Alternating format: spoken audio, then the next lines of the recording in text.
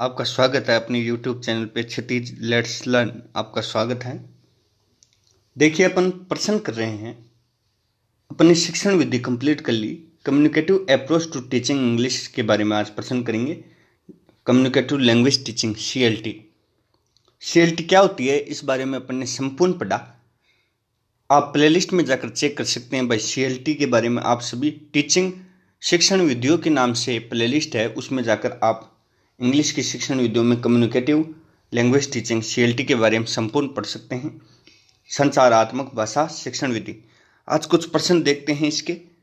संचारात्मक भाषा शिक्षण विधि, communicative language teaching CLT कुछ प्रश्न देखते हैं। देखो, चलते हैं प्रश्नों पे। ये देखिए, पहला प्रश्न अपने बीच में है। ए कम्युनिकेटिव लैंग्वेज टीचिंग इज।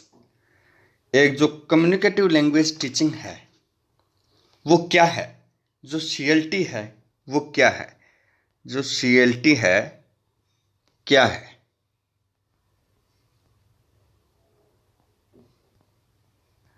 क्या है?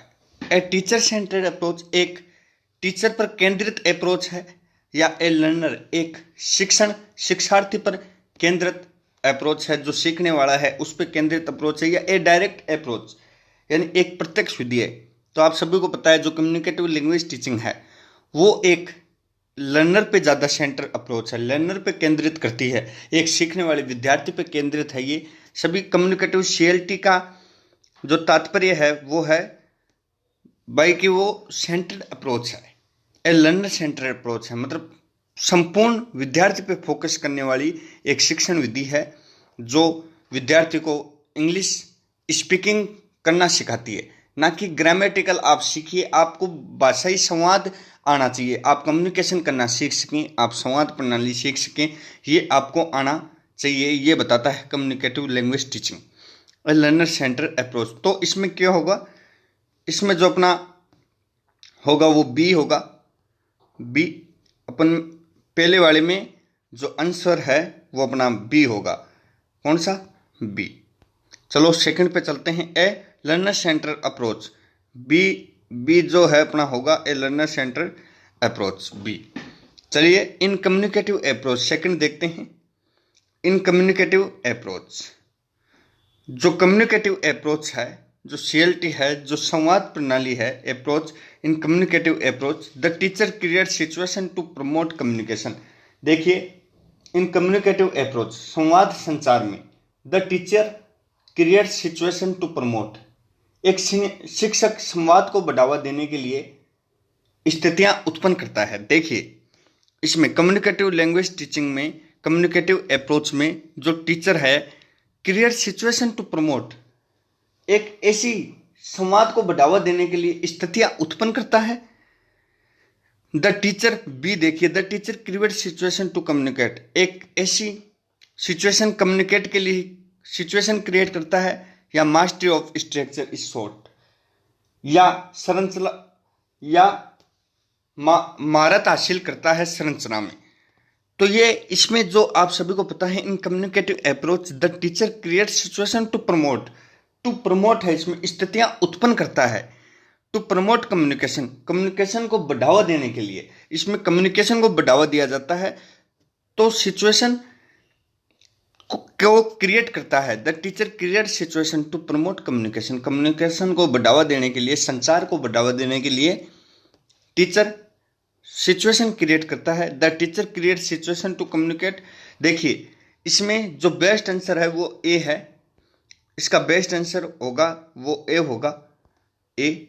इसमें बेस्ट आंसर है ए, क्योंकि क्रिएट सिचुएशन, सिचुएशन को संवाद को बढ़ावा देने के लिए स्थितियां उत्पन्न करता है। संवाद को क्या करता है? बढ़ावा देता है। एक शिक्षक संवाद को बढ़ावा देता है, तो इसमें ए है। इन कम्युनिकेटिव अप्रोच में संवाद को बढ़ावा देने के लिए सिचुएशन उत्पन्न करता है, तो ये इसमें बेस्ट आंसर रहेगा इन कम्युनिकेटिव अप्रोच में, सेकंड में। अब देखिए थर्ड पे चलते हैं अपन। In communicative approach the type language used, in communicative approach the type of language is used, जो संवाद प्रणाली है उसमें कौन सी टाइप की भाषा यूज में ली जाती है, किस प्रकार की भाषा हम उसमें उपयोग लेते हैं, जो कम्युनिकेटिव अप्रोच है उसमें किस प्रकार की भाषा को अपन उपयोग में लेते हैं। तो देखिए फॉर्मल भाषा को या जेन्युइन एवरीडे लैंग्वेज या लिटररी लैंग्वेज।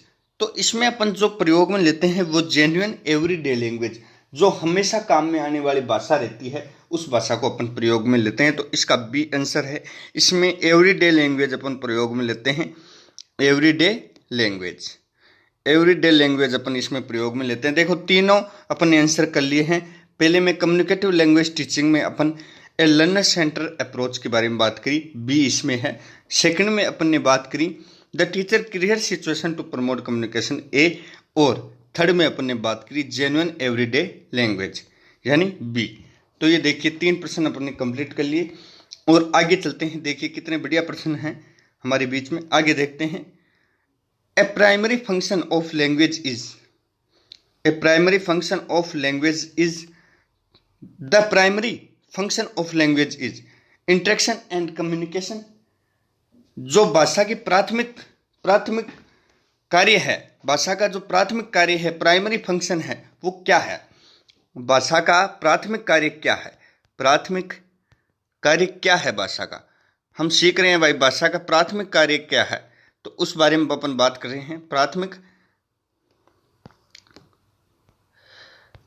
कार्य क्या है इस बारे में अपन बात कर रहे हैं। The primary function of language is interaction and communication. Interaction और कम्युनिकेशन, बातचीत और संवाद, या to teach knowledge of structure की नॉलेज देना, या ग्रामेटिकल एंड लिंग्विस्टिक कॉम्पिटेंस, व्याकरण और भाषा क्षमता। ग्रामेटिकल एंड लिंग्विस्टिक कॉम्पिटेंस यानी भाषाई क्षमता या ग्रामेटिकल क्षमता, जो व्याकरण बढ़ावा देना या भाषाई ज्ञान को बढ़ावा देना, या इंटरेक्शन एंड कम्युनिकेशन। हमने ये शुरुआत से सीखते आए हैं कि भाषा का जो प्राथमिक कार्य है वो बातचीत और संवाद है। भाषा का अर्थ यही होता है कि इंटरेक्शन एंड कम्युनिकेशन करना आप सीख पाओ, इंटरेक्शन और कम्युनिकेशन आप सीख पाओ। भाषा का यही प्रथम कार्य रहता है। तो इसमें ए आंसर सही रहेगा। देखो ग्रामेटिकल और लिंग्विस्टिक तो ये बाद में आता है भाई, व्याकरण सीखना, लेकिन पहले प्रथम कार्य अगर आपको बोलना नहीं आएगा, किसी भाषा को बोलना और इंटरेक्शन कम्युनिकेशन आपको करना नहीं आएगा, तो उस भाषा का कोई अर्थ नहीं निकलता, भले आप ग्रामर कितनी सीख लिए। तो इसमें ए होगा, ए इसका सही आंसर होगा।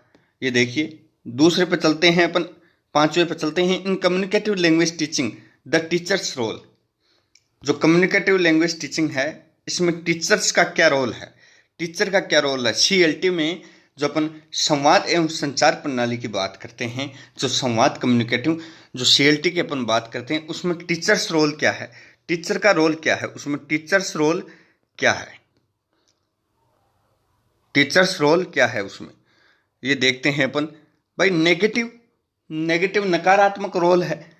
That of the manager of the classroom. Classroom का मैनेज करना, क्लासरूम को मैनेज किस प्रकार से किया जाता है, ये रोल है। या दैट ऑफ ए डायरेक्टर,